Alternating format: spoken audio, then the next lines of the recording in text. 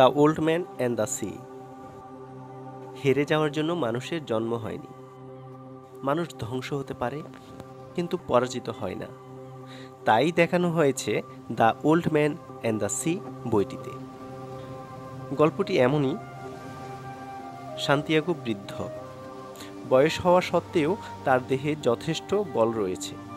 মাছ ধরার যথেষ্ট কৌশলও তার জানা, কিন্তু তার কপালটা খুবই খারাপ। টানা প্রায় ৮০ দিন সে কোনো মাছই ধরতে পারেনি। মাছ ধরতে না পারার ৪৫ দিনের মাথায় তার সাথের ছেলেটিও, ম্যানোলিন যার নাম ছিল, সে আশা বন্ধ করে দিয়েছে। সান্তিয়াগোর সাথে থেকে ও কোনো মাছ ধরতে পারছে না দেখে তার বাবা মা তাকে অন্য দলের সাথে দিয়ে দিয়েছিল, যদিও ছেলেটি সান্তিয়াগোর সাথে থাকতে পছন্দ করত। এখন সান্তিয়াগো একাই মাছ ধরতে যায় সমুদ্রে। আজ ৮৫তম দিনে সান্তিয়াগো আবার মাছ ধরতে বেরিয়েছে। নৌকায় প্রয়োজনীয় জিনিসপত্র নিয়ে সে সমুদ্রে বেরিয়ে পড়ল। এবার সে অনেক দূরে বাইরের সমুদ্রে চলে গেল। অবশেষে একটা বড় মার্লিন মাছ তার বড়শিতে আটকা পড়ল। বড়শির দড়ি ছিঁড়ে যাওয়ার হাত থেকে রক্ষা করতে দড়ি না টেনে ধরে বসে থাকল। মাছটি বড়শির দড়ি সহ নৌকা নিয়ে অসীমের দিকে চলতে লাগলো। এভাবে ২ দিন পার হয়ে গেল। এর মধ্যে সান্তিয়াগো ২টা টোনা মাছ খেয়ে নিয়েছে। সীমাহীন সমুদ্র, মাথার উপরে বিস্তীর্ণ আকাশ, একটা দুটো চিল উড়ে যায়।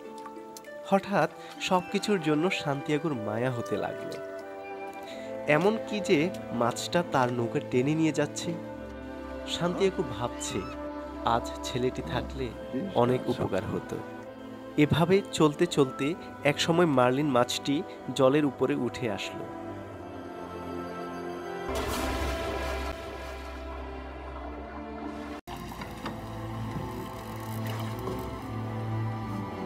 সান্তিয়াগো তার হারপুন দিয়ে সেটিকে আঘাত করে নিজের আয়ত্তে আনে।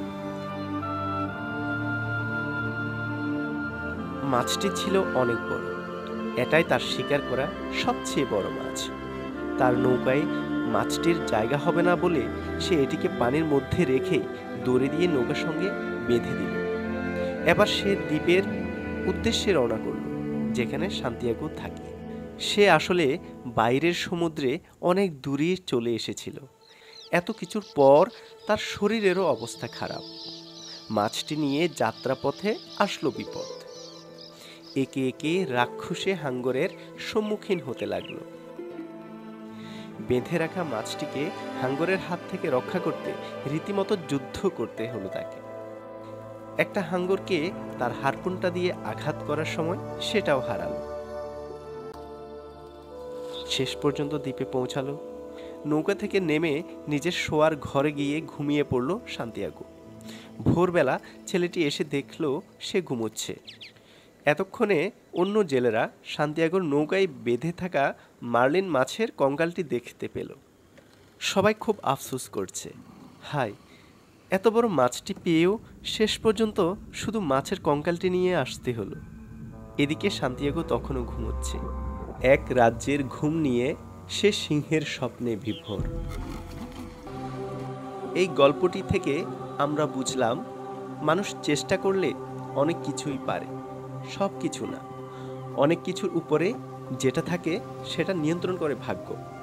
যথেষ্ট বলবান এবং সুকৌশলী হওয়া সত্ত্বেও সান্তিয়াগো মাছটিকে নিয়ে আসতে পারেননি। তবে তিনি পরাজিত হননি। শেষ পর্যন্ত তিনি হাঙ্গরের সাথে লড়ে গিয়েছেন। মাছের কঙ্কালটি হলেও নিয়ে এসেছেন। অনেক পাঠকের ধারণা আর্নেস্ট হেমিংওয়ে এখানে সৃষ্টিকর্তাকে আবিষ্কার করেছেন, যা ভাগ্যকে নির্দেশ করে। তাছাড়া মানুষ সামাজিক জীব, সে একা চলতে পারে না। সান্তিয়াগোর সাথে ম্যানোলিন ছেলেটি থাকলে হয়তো সে মাছটিকে নিয়ে দ্বীপে ফিরতে পারত।